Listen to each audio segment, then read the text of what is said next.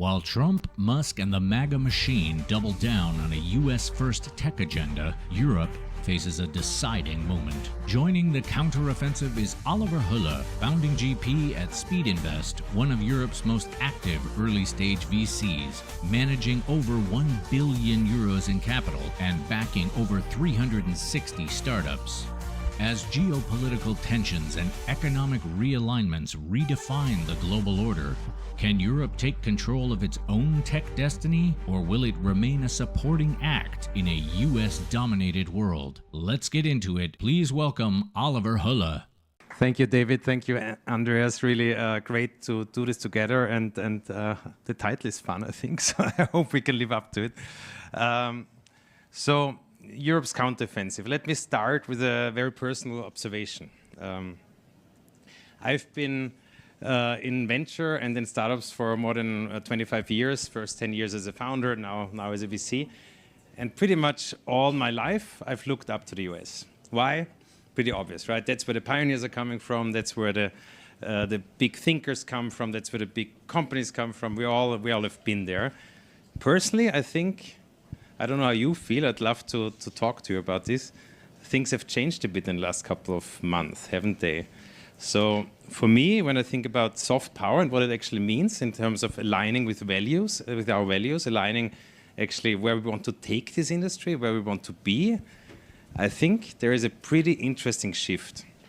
What is that shift? Actually, strangely, I feel so proud to be European than never before in my life. So I think that's something useful, that's something important. Why? Because it's actually very, very refreshing these days. It's very healthy, it's very positive for all of us if we think about being modest, being fact-driven, raising our voice for democracy, and actually seeking consensus. That's something that was very, very uncool for many, many years. I think nowadays we actually see the value in it. And what is this? For me, that's European. And that actually gives us a pretty unique opportunity. So, don't quote me on this. Well, I guess you do. But, I mean, ultimately, if I talk to founders, I see an opening. I see founders that are actually interested to align with capital that is also aligned with the values that they seek for. And I think this is something, this is a wake-up call for us. This is an opportunity for us that we now need to go into. So, let's look at the facts. Can we actually take this opportunity? Can we make it happen? The numbers, I think, are so simple, it's almost painful. It's actually so painful because there's no excuse for us not to do it, right? If we look at the population, if we look at total wealth, and if we look just at the capital available from insurance funds and pension funds, yes, maybe there's a little bit of a gap, but not a big gap. There is no reason why we cannot significantly increase the size of this industry. We have more people, we have a little bit less money, but plenty of money in total. European venture, 426-something billion euros or dollars AUM. So in comparison, if you just compare this to pension funds and insurance money, it's still a tiny fraction. It's less than 2%. So obviously, just at this, looking at this capital pools, there's tons of room to grow. Side note. We already 10x our industry. We often forget this. Everybody still talks about, we love to talk about the crisis of European venture and how slow we are. We actually outpaced the US significantly, more than double in terms of growth of this industry. We have grown from tiny 43 billion in 2015 to, more than 400 billion last year. So that's a 10x. That's something that we actually look for our founders to do. So I think that's an ambition that is quite interesting. So what do? Let's just do it again, right? So if we take the 426 billion and 10x that again, then actually we're in a very, very meaningful dimension. How? Okay, let's first look at the money. Where does the money come from? The first way to look at it again is at our own markets. If we look at, and let me quickly guide you through the thought experiment. It's very simple. Again, let's look at the 426 billion that we have currently in the bank. So that's roughly 1.6 I know we don't have only pension insurance money in Europe, obviously, but it's a good benchmark. US, a lot bigger, 3.3 thousand billion, 10.3% of pension insurance money. If, and let's say if, we would 10x that amount, 4.2 trillion in venture capital AUM, that would still be, if we assume a modest growth in terms of increasing the AUM for pension insurance money, that would still be at the equivalent percentage of capital in relationship to pension funds and insurance. So even if we 10x our industry, we would still be at US level. So there is no reason that our industry, our continent cannot do it. The only reason we are not there yet is us and to some degree our politics. So let's be clear about this. But obviously, there's not only European capital, right? There's a lot of other capital pools. And that brings me to a second point I wanted to make, because I saw it myself in the last 2-3 years, and it's very, very interesting. Let's speak about new alliances. Again, coming back to the gentleman, and actually I think is the biggest force of good for European venture, Mr. Trump. There are a lot of people that are currently reshifting focus. They are reshifting in their ways to look for new partners, look for new partners innovation, and Europe is perfectly positioned to be this partner. We can look at GCC and Africa, very, very close markets. I mean, the time zone difference is almost nothing. It's growing markets. There's a lot of capital to deploy, and there are a lot of people there that actually are very, very keen to engage with us, diversifying away from an unreliable partner overseas. Similarly, Asia, Southeast Asia, a lot of players, and we've seen it ourselves, are now looking to Europe to engage, diversifying away their asset allocations. The amount of capital that is available there to be invested in Europe is gigantic. So in total, I think we have a unique opportunity that actually was served to us on a silver platter, so we just have to make use of it. So what's stopping us? I guess the last point I want to make is let's look at ourselves. Obviously the capital is there, obviously the opportunity is there. So maybe there's something missing. Personally, I think we also need to get our act together. I would not say that the venture community, especially the group here in the room, is lacking or is relaxing. We're all working really, really hard. But I think it needs a bit of a mindset change. Why? Because if we're serious about 10xing our industry, it will not be done as lifestyle businesses. And that is a point I want to stress. I want to also stress that my very best friends run lifestyle businesses, and there are many, many reasons why doing that is actually very good for yourself, for your family, for your health, and also for your personal finances. But it's not what we need to get this community and to get this industry and our continent to the next level. We need to move on. We need to build at scale. And we don't need more fragmentation in Europe that we already have.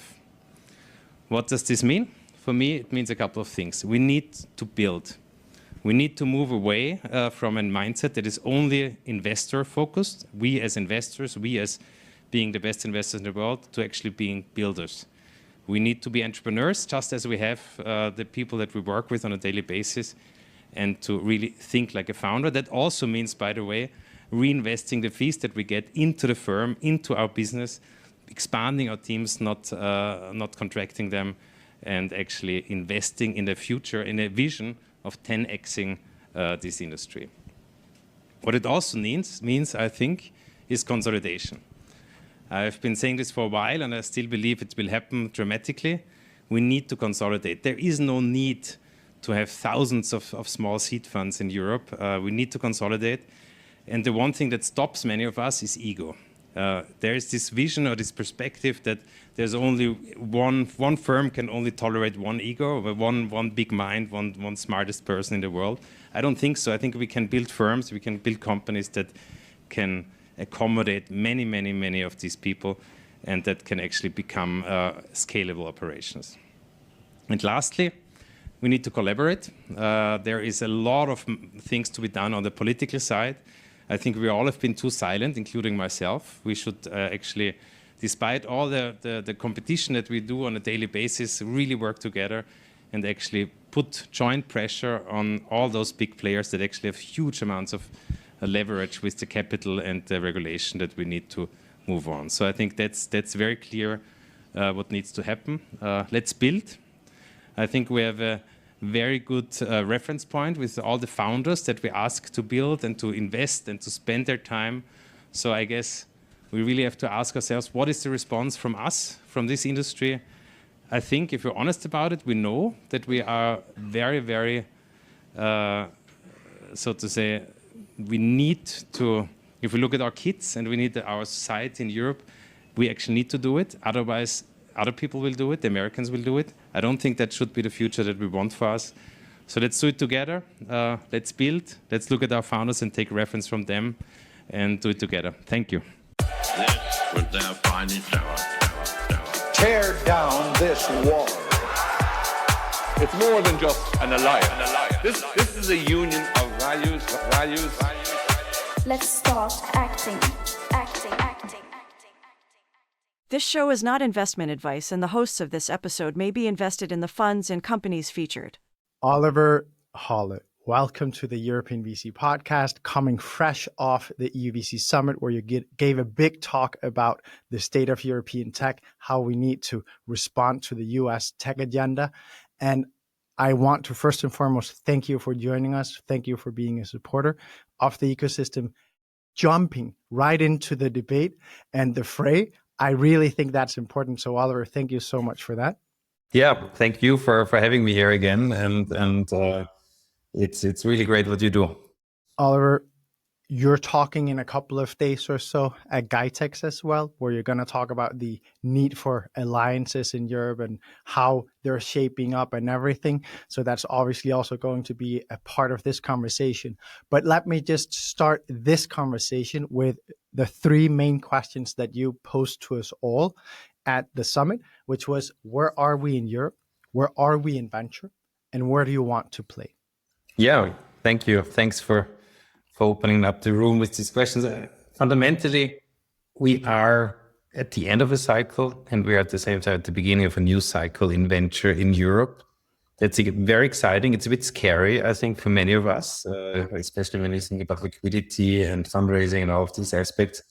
But of course, this is a cycle that is moving upwards and actually pretty steeply upwards. So we should not forget that. I think especially when you read European newspapers and you're in your own little bubble, it's easy to see all the scary things. But ultimately, if you take a step back, actually Europe looks quite healthy. It looks quite exciting.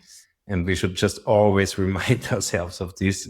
When I started this venture roughly 14, 15 years ago, we did not have repeat founders. We did not have a level of sophistication in the teams and in the overall in the different ecosystems that we have now. It's a very, very different game. We have experienced executives. We have top level academics that understand and know how to launch a spin out or how to go and move to the commercial side.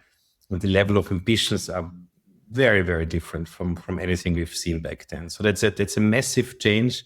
We are pretty much on par at that level with the US. Maybe we don't have the thickness of talent or the thickness of entrepreneurial experience, but we definitely have a sufficient critical size of very, very ambitious, very skilled people here. So that's amazing. We see a wave of innovation that I personally believe plays very much into the hands of Europe. If you think about network effects, if you think about consumer markets, very tough to launch a huge global B2C case out of Europe. The topics that we're talking about now, deep tech, biotech, climate, all these topics are much, much more close to the core DNA of European industrialism, of European engineering spirits than the next social app. So that helps us. That gives us opportunity that is very close to what our universities have been doing research in for many years. It's also very close to our industrial core and the large corporate basis that we have in Europe. So in this sense, the shift of the last couple of years to these new themes are actually very, very good for us and actually puts us in a good position to create global leaders. Not something we've been doing in the last couple of years. And lastly, on the fundraising side, on the funding side, yes, of course, there's a gap. We all know it. But if we look at the really good companies, at the successful companies, they do get funding and they get sufficient funding. It's not the case anymore that the very best European founding teams have to sell or want to sell for a couple $100 million. They are building big companies. There are syndicates coming up that are interesting, sometimes weird, with family offices and public money and corporates putting together syndicated rounds, especially in deep tech, but they are happening. And we see very few excellent companies or strong companies that struggle on that part. So in that sense, I think we can be quite happy. So that's Europe. And it's Europe. Can you help me and some in the audience that might be listening a lot in on X, seeing what is said in the States, listening to podcasts like the All In, where you have thought leaders saying things like Europe is uninvestable and so on. Can you help those that are easily swayed by well-talking, very eloquent podcasters in the States to think that Europe is not in as good a place as it actually is? Why do you think we see this? I think there is a perception of Europe that gets a couple of things fundamentally wrong. The first one to start with is that the perception is that European startups built for Europe. That's fundamentally wrong. If you look, let's like the most successful company in the recent years, Spotify. I mean, obviously they're global companies. If you look at many of the successful European incumbents, all of them are global champions. And we all know if you want to invest in venture and you want to be a successful venture capitalist, you need to build global champions. That also means the US market. And pretty much all of the big European companies have eventually become global players and global winners. So it's completely irrelevant if the European markets are too small to scale, or if the capital base, that's completely irrelevant. The relevant question is, do these companies have a chance to break out into a certain level of scale, at which point they are global investable companies, and then they're anyway attracting global capital and they're anyway competing in global markets. So what we're talking about is the first 5 to 7 years. That's where we need to have a level playing field, and everything else is then up for the entrepreneurial talent of the founders, of the executives who run this company. So this whole thing of limiting yourself to your continent is weird, and they don't do it for themselves either. So it's I would just forget about that.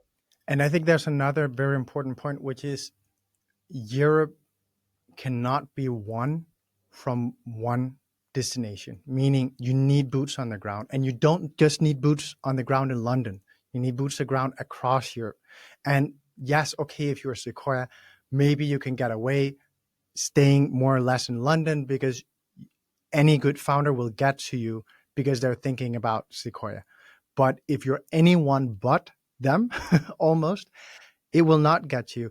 And if you're then thinking that you can apply the US way of thinking about, well, everything is Silicon Valley, thus also Europe can be capturable just by visiting here once a year or looking in from the outside. You completely understand everything. And what is more, we have a fundamental disadvantage when it comes to telling our story. It's not something we're good at in Europe.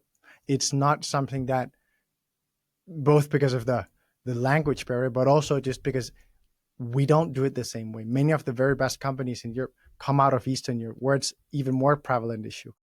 If you're then applying what one might call a US perspective or lens to things, that everyone should be the greatest pitcher in the world, everyone should be able to sway anyone during an elevator ride, then you're fundamentally going to get Europe wrong. And I just think that is what we're seeing a lot, because I honestly have not seen anyone who have spent real time in Europe restating the things that you hear on Twitter or the US podcasts. So I really think it's important to hammer this point home, that is what's going on when you're listening to US podcasters. That's one. And you know what? the one person that is doing the biggest advertising for Europe these days is the US president, because exactly that kind of attention-grabbing, headline-seeking mentality where everything is about being bold and being all over the top, that's the opposite of what Europe is. Yeah. And personally, I think this is becoming highly in fashion these days. So I think the European way of being nuanced, of being differentiated, of a little bit less boldness, but more reality and more subtlety is actually very, very much appreciated by the world, also other world outside of the US. Yeah. And is actually can become suddenly a soft power that we can bring to the table. If I look at politicians, and I know this is not a political podcast, but if I look at politicians, I much rather side with European politicians than with US politicians these days. And ultimately, if the venture ecosystem goes down in a similar route where we can say, okay, look, we may not have the trillions of capital behind us, but we actually spend a lot of time with you and we actually listen to you and we're not listening to ourselves. Advertising, that is also a nice position that could really path the way forward for a very different kind of conversation where we're not always thinking that we are in defense, because we are not. I don't think we are. I just had a recent conversation with a friend from the SVC community, and if I talk to him about the fundraising climate in the US for VC these days, it's terrible. It's actually really, really bad. I'm very happy that I'm in Europe these days. Yeah. You made a comment that you said this is not a political podcast, and it is obviously not. However, a pet peeve of mine is trying to get the European VC ecosystem more involved in politics. I love your take on this. Obviously, given the title of this conversation being the European response to the US tech agenda, obviously there is a very important, political dimension to this. But I'd love to ask you how you think about this, how you're also getting involved in politics, whether you're not or whether you are. And I'm deliberately here using the word politics and not just policy. There is actually an important distinction, which is policy. We tend to over-index on being honestly nuanced and best practice minded rather than actually taking a side. And I think that there is a strength to leaning in and also putting your neck out, risking that you are hated by some. But honestly, when I look at the States and I see the power that the tech sector has been able to accumulate by leveraging everything that's around tech and the future and investing and backing startup founders and all the good energy that's here from society, I think they've been able to do something that is way above the AUM mark of just startups and venture capitalists. So I'm very curious to hear how you think about this for VCs in Europe. I had this conversation in my own little bubble, in my private personal bubble for a while. I have friends that aren't politics, and they look at me and they look at my friends and they tell me, you are the lost generation. Like they're people like myself, and we are very engaged, right? We lean in typically, but we never leaned into politics. Yeah. And that is a mistake on a generational level. A lot of friends, including myself, decided at some point to not go down that route and not spend significant time. And I think the results are seen in the politics we have. And that was an easy way out for us. We were much better build our own companies or build a VC firm or did something else. It is easier and more satisfying, but it's a problem. It's a problem. And I think both on the startup founder level and on the VC level, we need to rectify this. The problem in Europe, of course, is that the logical, so to say, scope of work, if you think about politics, is the national level, unfortunately. And the national level is so frustrating, especially when you come out of a small country like Austria, that because the leverage is very small, but the work to get people educated, to get your voice heard, etc., is just as hard as in a bigger market. So for me, the route is Europe. The route is to create these kind of networks of influence in Europe, and ultimately leverage the access to capital that we have by now together to make our voice heard, because all the wonderful things about building out Europe and European tech without massive investment will not work. And we need for this both the public side and the private side, and that's the leverage we have. And I'm very self-aware that it needs more efforts here. I have an informal announcement to make, which is we are going to do a tech policy summit in Brussels. We are right now putting together shall we call it syndicate, the Rebel Alliance to do that. Because I think exactly what you're saying, we need to rally together. We need to both come together as an industry, both tech founders and VCs, and talk about this, figure out how can we approach it, talk to the people that have been successful, have someone like Andreas Klinger with EU Inc. come and talk about the playbook, inspire others. I did an episode with him recently where he laid out basically the 3 fundamental things that he think are important to get right if you want to move an agenda forward in Brussels.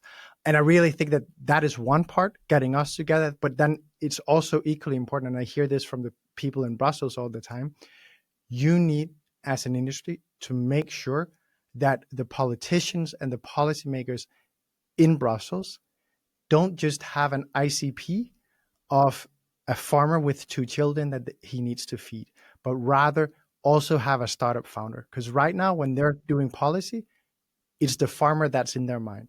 We need to make sure that we transplant a European founder in there. And Andy is a great example. I mean, he's a startup founder. He always had this energy. I know him for many, many years. And when he does something, he does it with everything he has, right? And now I decided to spend, hopefully for a long time, his energy on this and make such a difference, right? it's night and day. So this one person can make a huge impact and make a big difference. And we need 10 Andys, and we should probably count ourselves into that crowd. Yeah. Our story is so easy. I mean, I think the farmer stories are far much harder to sell, because you're actually benefiting much fewer people than we are. So we should be aware of this. We have a massive responsibility, but also massive impact as if we believe that the next 50 years in Europe will be driven by technology, then we are mainstream. We're not fringe in that sense. I say that the most important force changing society today is technology. And for that reason, the people that are creating that technology have a huge responsibility to be involved. I'd love to ask you, Oliver, one reason that I, in personal conversations, private conversations with this very renowned and respected VCs, when talking about tech policy and whether you lean in or out, one pushback that I tend to get, or hesitation that I tend to hear is, and they don't always say it as clearly, but I think this is what's at play. We have very private LPs behind us. They're not interested in backing someone who goes out and publicly declares their support for whoever, or leans in heavily to an agenda that they don't agree with. Great example. It comes at a great cost to those that supported Trump or Kamala from anyone who is on the opposite spectrum of that. If you are a VC, it comes at great cost to that GP, because probably he's not going to get that family office money next time, or maybe the endowment would prefer that don't get mixed up in this. How do you think about this? You have a big giant LP base behind you. How do you think about leaning into this as the managing partner of Speedinvest?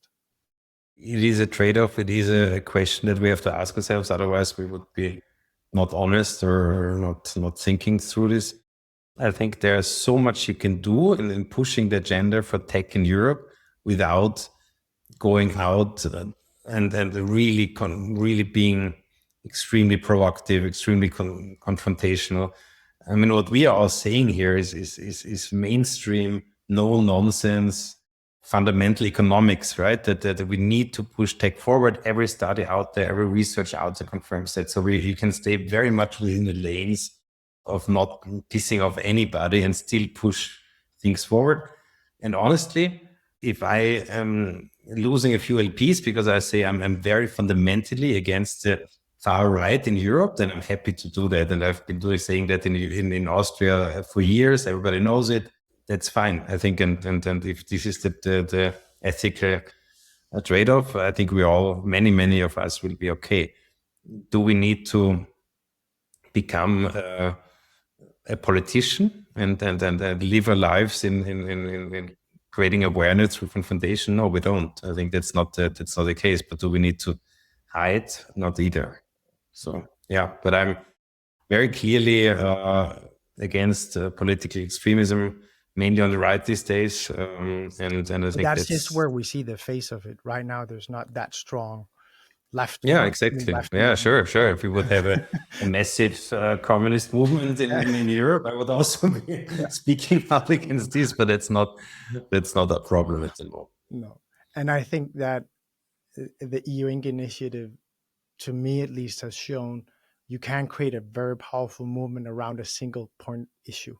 So you don't have to go and be broad, as we've seen in the States. The tech ecosystem have gotten very involved in many things that maybe don't have much to do with them. Whereas I think that the path in Europe is actually quite clear, at least for a while, where we have a lot of progress to be made by putting focus on single points of issue. Yes, there I personally am not 100% sure yet, because we, at least in Austria, we have been focusing way too much on single point issues. Yeah. We have not yet been able to bring across to politicians, to the media, to the mainstream audience, why the topic that we are focusing on is actually impactful at a very, very broad level. So that kind of narrative that explains why it's not just about startups, not just about a couple hundred privileged kids that start their own company, but it actually is a transformational challenge for our economy that will decide on the wealth of their next generation. That is something where this narrative is still, it's so obvious for us, but it's so hard to communicate still on a broader level. And I at least keep struggling on this one. I wonder, Oliver, and maybe, I don't know, but I have not seen a lot of thought leadership from VCs around the impact of AI. And this really hit me square in the face when we did our webinar, like 4 months or so after the ChatGPT moment, where we did a webinar all on how AI would impact venture. And then we closed that webinar with 4 of Europe's leading VCs answering the question, how will AI impact our society? And they were all very non-optimistic, or they said there's a scenario where everything will be great. There's also a very possible scenario where everything will not be great, and we will most likely go through a transition phase that will bring a lot of hardship for a lot of people. 4 of Europe's leading VCs saying this, and now because I'm paraphrasing too much, and maybe also I will not mention them, but people can go back and listen to it. These were the leading firms from all across Europe. I would think that we had a great opportunity right now to say to everyone, nurses, teachers, administrators, everyone across the board, this is hugely disrupting. And thus using that to pivot into, this is why you need to care about venture capital and startups, and why also politicians should be thinking more about getting VCs and startup founders into their conversations. Very much. And I think AI has this mystical realm around it that still creates so much fear and so much anxiety for everybody that you maybe stop losing sight of the core element of the AI, of any kind of new technology, which is ultimately a promise to dramatically improve productivity. That's the core of it. If you sit in front of your laptop and you use ChatGPT, you're more productive than you would not. If you use AI in any other ways, you're more productive than not. Productivity is the core driver of wealth. It's the core driver of societal progress. So this cannot be a bad thing. And we have to focus on leveraging this productivity and actually making people more productive and more efficient, and therefore also have more, do more good things to the universe, than worry about substitutive effects. Of course, they will happen, and they always happen in the last hundreds of years. But ultimately, this is a huge opportunity for us. And there's no way back, right? I mean, that's the other thing, and it's a good thing that there is no way back. Have you made a column personally in the main Austrian newspaper about how AI will impact the world, how you see AI impacting, or someone at Speedinvest, or have you seen that from the leading founders going on the big panels that are live streamed, best prime time, talking about how this will impact the common person? Yeah. I mean, it's a good question. I mean, the last time I wrote something meaningful or bigger in the press was really about trying to explain the bigger narrative and making clear that this is not about the fringe part of the Austrian population, but it's core and center of our future. And of course, the AI, as you said, the AI story now is a wonderful opportunity to double down on this. And then you're right, we should do that more. I think people are still, including me here, it's so early. I mean, I've been through a couple of technology cycles of platform changes. Everybody agrees it's a platform change. We all know it. But it's so early that it's so easy to get it wrong, right? I can give you the case why actually Europe is in a wonderful position, because we didn't overinvest on the AI infrastructure, which will be commoditized or is already commoditized. Nobody will earn any money on that. So the only money to be made is on the top of the stack, on the application layer, and it's wonderful for us.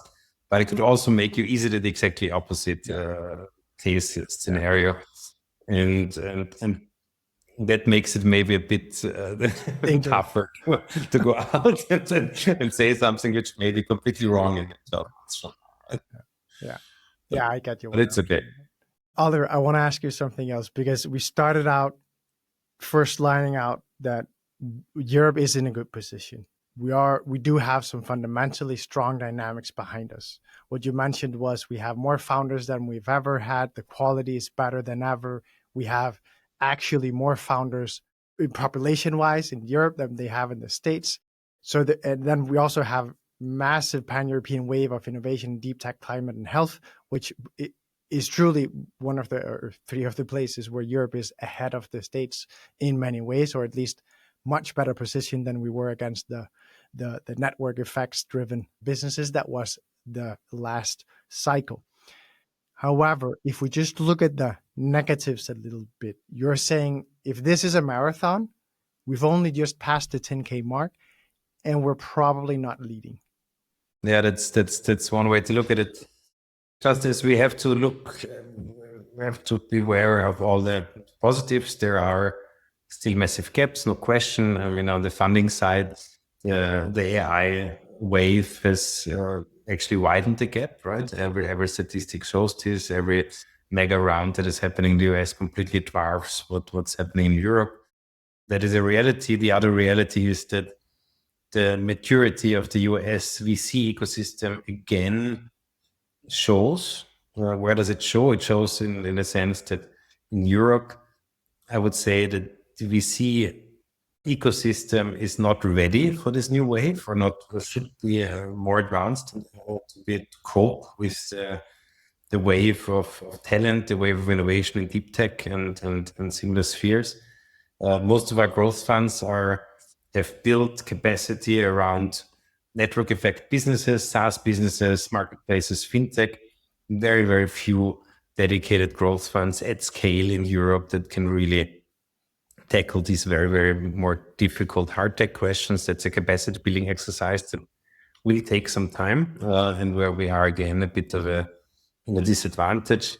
And the other story that is, to be honest, it's globally a phenomenon, but we are seeing huge challenges for the VC ecosystem around liquidity. Everybody's struggling. Everybody's trying to get DPI. Everybody's waiting for the next IPO and M&A window, which is again being pushed out. So there is this part of the reality where quite a few funds will struggle to raise the next round of fundraisers. And a lot of the unicorns we have in our portfolio are not unicorns anymore. So that's a reality. That's the same in the US, but maybe we're still a bit more fragile in that sense. And I'm really worried that really good firms, really good investment partners will move out of the industry. And that would be a shame.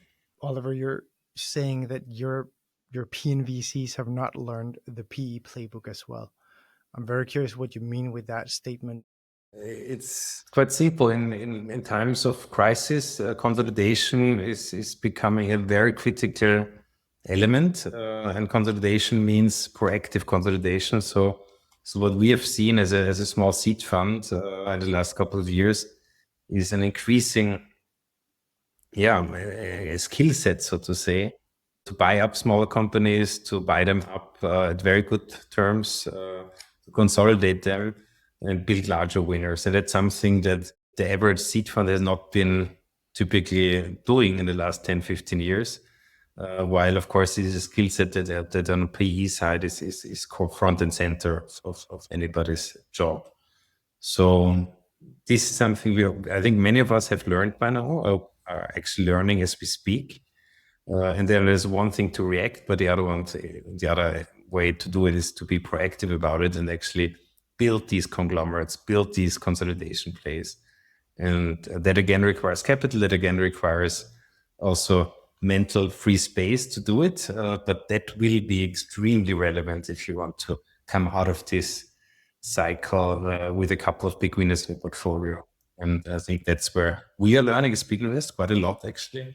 And I would only encourage every VC, everybody in our industry to think about this very hard, because otherwise you will be on the receiving end of that equation, and that's not a good place to be. No. You're also saying that many VCs will die silently. You described it before as we'll see good colleagues move out of the industry. Could you talk a bit? Obviously, what drives it is all the things you've just described here, but maybe just underpin why this will happen silently and the steps that you're seeing being taken well, also what you're most aware of and where you're worrying for people the most. Well, there are multiple things going on in parallel. I think the silent part is just a natural thing here. You don't speak about difficult fundraisers, you don't speak about partnerships dissolving, but they happen and most people in the industry know about it. And that's fine. And there's no need to make a big drama out of it, but it's happening.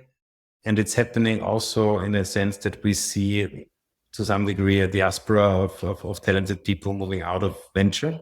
Part of me says that's fine, because the last 10, 15 years have almost been too easy. I mean, there was only one way that was up. So everybody was a star. The conversion into Series A or B was way too high. And that gave people a sense of confidence that maybe wasn't there.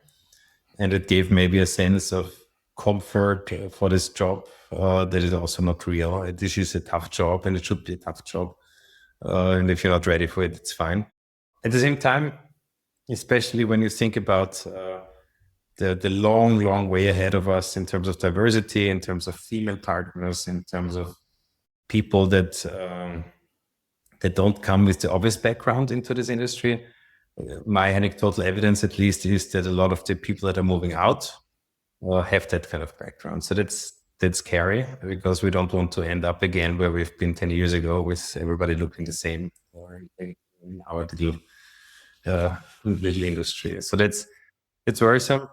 Are you seeing primarily this being larger funds downscaling, or is it primarily smaller sized funds that simply do not raise the next one? It's across the board. What I personally notice is a lot of the larger funds optimizing profitability and actually saving costs, taking out headcounts. That happens, not replacing partner positions. That's on the larger platform side. There is a very scary regional mid-level VC bucket, which is becoming quite a lot under pressure from both sides. From the top is the platform VCs moving into seed and early seed. The regional, so to say, that the phenomenon of doing regional deals is going away, at least for the good deals. So that leaves very little room for these mid-sized funds. And then there is also, at least at the start of an awakening on the micro GP side, where people realize how tough it is actually to do this over a longer period of time on many levels, right? Portfolio management, fundraising, admin. And then you have to ask yourself, okay, what firm do you want to build? Do you want to stay alone, or do you want to maybe stop this experiment, right? That can also be a consequence. So there's I think there's anxiety across the whole industry. I did a recent episode with Finn from Nebula where we spoke about exactly that. So while I think micro VCs, solo GPs have an incredible superpower, I don't think it's a job for many people for a long period of time, because it just you will be traveling all the time trying to make LP conversations as well as founder conversations. Like, you're pulled from all sides and there's no one there to help you. And the fact of the matter is that once you get a certain level of success, you'd also like to feel that. And there's just not a lot that opt in to have the solo GP life. I think that we have a beautiful time right now where we have a lot of very talented solo GPs that I'm personally super excited about. And I would love to back, because they play solo GP, they play co-invest plays where they can get into the best deals because they have an incredible value add and they don't really require anything. So it's a no-brainer for a great founder to take their money. So they will be incredibly performing. I don't doubt it at all. I just doubt, I'm unsure of their longevity because it's such a hard play to have. 100%. It doesn't have to be a long-term strategy, right? It can be a strategy, 1 or 2 fund generations, and then you have to decide what to do. I think that's perfectly fine. I'm also super excited about this whole phenomenon that I mean, we have by now, I don't know how many alumni funds. I think we're close to 10 by now that's spun out of Speedinvest. And that's one of the proudest parts of my journey in the last 15 years. And you have a program to back them as well. So we have a program because we do it, because we're so happy about it. Yeah, but I think it is, as you said, it's for very few people a long-term strategy. Yeah. Now, okay, so then let's shift to then trying to say, what are the implications of all this for VCs? People building their firms right now, what do they need to think about when they're building their firms? Actually, speaking of micro GPs, we host a yearly summit, an annual summit once a year in Austria. We invite all our small micro GPs to that summit, and we just share openly what's going on, what are the learnings, what are the experiences, and so on. And for myself, I prepared for this in a way, okay, with this question, what kind of firm do you want to build, and how does this reflect on you as a person? Because ultimately VC is very much a reflection of the team that started it, the people that are involved in it. And I think having clarity of mind around this question is super important. And there are many ways to be successful. When I started, I had a very clear vision what I want to do. And I initially, for the first couple of years, I thought that's the only way to do it. Everybody else is bullshit. By now, I'm a bit more modest. I would say there are many ways to be successful in venture. And our path is just one of many. But you need clarity. You don't want to be sitting between chairs. So what is it? I think the first question we have to ask yourself, what are you? Are you a pure investor, or are you a builder? Meaning, do you want to spend 80% of your time really focusing on your portfolio, investing in portfolio or supporting the portfolio? That's one wonderful way to live your life as a VC. Or are you interested in actually building a company, which means a lot of other things, means all the things that I do. So I'm clearly on the builder side. But I very much respect the people that are fully focused on the investing side. And I think that's a very important distinction.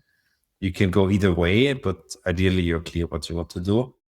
The other question I would ask myself is, what do I enjoy most? Do I get the biggest level of excitement around picking, like getting into deals, sourcing deals, ultimately being ideally contrarian in your perspective, having a niche where you're the best picker in the universe? Or do you get your excitement around supporting founders? I think, again, if I look at let's just stick with Speedinvest. If we look at my investment team, I could pretty clearly identify who's who. And yes, of course, everybody does everything, but there's a momentum in one or the other direction. And depending where you are on these two dimensions, I think you can very clearly figure out what kind of firm ultimately will be your firm. If you're a builder and you want to, for example, spend a lot of time with portfolio, then you will need to build the infrastructure around you, because there's no way you can support so many portfolio companies in a good way. It's just yourself. Then you're at the investment company strategy that, for example, Speedinvest is on its path, or has been on its path from the beginning. If you're a picker and a hustler, where you really want to spend as little time as possible on the building side, then the solo GP strategy could work, because all you need to do is pick the right companies, and you don't build anything around you. So that's for very few people that just enjoy that. And then there's everything in between, but that kind of questions at least helped me, and maybe were also interesting for our micro GPs to discuss where they want to be in 10 years from now, because that's roughly the timeline you need to think about venture. And we need, frankly speaking, more sophistication in this discussion, and we need more people that are building it as an industry, I think. I think you're very right. One thing we've been wanting to do and just have not gotten around to do yet is do a summit for general partners. Just get general partners together around firm building. Nothing else. Nothing about trends, nothing about all these things that are always the topic of the day when we go to events, but just bring people together around firm building. Those that are kind of, and you can use a framework like the one you outlined here, right? Well, if you're a solo GP, you're going to be with other people that are similar to that. If you're off the model that I want to build a franchise, I am focused as a managing partner, this is what I want to do. Well, then get these people together, because someone who's interested in building an equal partnership and just really want to be 4 people and a couple of back office people that are supporting you, there's no reason for them to be spending a lot of energy on thinking about hiring and building up talent and so on, which is 90% of your day, I'm sure. Pretty much. And that's also where most other investors from other funds actually approach me these days, these kind of questions, because there's so few people to talk about this. Yeah, that's exactly. It's been what we've been talking about on the podcast forever. So we've been feeling the need to do it now. And I literally sent David maybe 2 weeks ago a message, just simple WhatsApp. Should we do a tech summit or a tech policy summit in Q4, or should we do a founding partners summit? What do you think? And he came back and said, I think we got to do the tech policy summit. So the founding partners summit is going to be a little bit way out, but we are going to do it because I do think it's important to bring our ecosystem. Is again back to, where is Europe different? One of the places where we're different from the States and where our playbook needs to be a bit different as well is that it is a very dispersed ecosystem. And you don't just walk down a road or sit on a cafe and then you bump into a bunch of other managing partners and you get to tap their brain.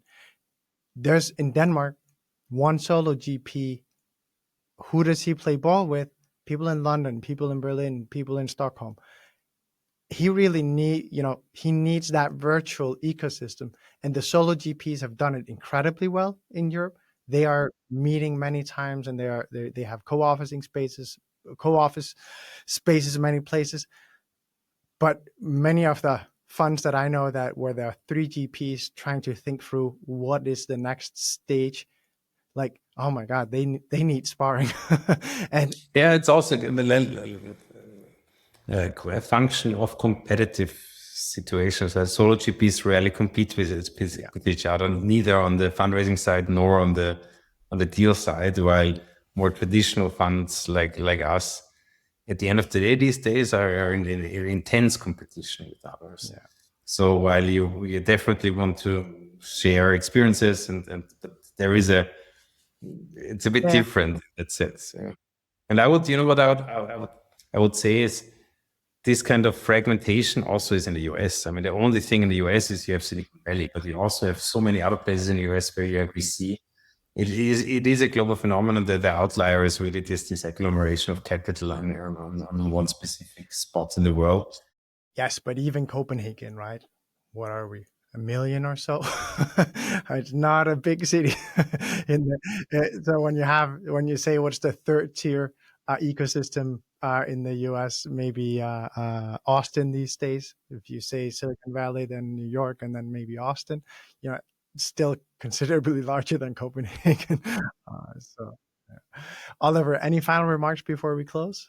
No, it was fun to speak about this. I think the topic we didn't touch, but we can save it for the next time, is the global alliances that we are building in Europe. That's super interesting. Spend a second on it. We have 6 minutes, so I do think that you're absolutely right. This is what you're going to talk about at GITEX as well in Berlin.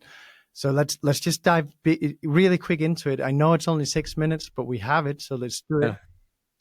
I mean, I don't want to overemphasize it, but just from a personal observation, I mean, I've been out there fundraising now for many years, and there is a level of momentum to invest into European tech that is coming from Asia and from GCC that I personally have not witnessed in the last 10-15 years. And this is really less about seeking alpha or seeking returns, of course, as always, but this really is a geopolitical question. And that was really a very surprising or exciting perspective for me, because we at Speedinvest, we've been trying to build these bridges within Europe for many years, bridging the startup ecosystem with the corporate ecosystem and vice versa, in Germany and France and UK. And suddenly this becomes now a global theme with actually a lot of capital and a lot of large corporate players and sovereign wealth funds proactively moving away from the US and proactively trying to find partners in Europe. And that's exciting. And that gives us a very interesting opportunity to position Europe as a central hub in this new world with a lot of capital, with a lot of consumer and also growing markets in these other regions that we can tap into and create this kind of linkage. That again only will work if we, so to say, consolidate Europe a bit more, because what these players cannot do, they cannot go and invest in 5 local seed funds or 5 venture firms across Europe and then try to make it work. For this, they're too big and don't have enough bandwidth. So that's where I personally believe that the whole consolidation topic we touched before will just be further accelerating. And that's a good thing. It actually puts Europe very, very much on the map. Last point, the one thing I never have to argue in these conversations is the attractiveness of European innovation and tech.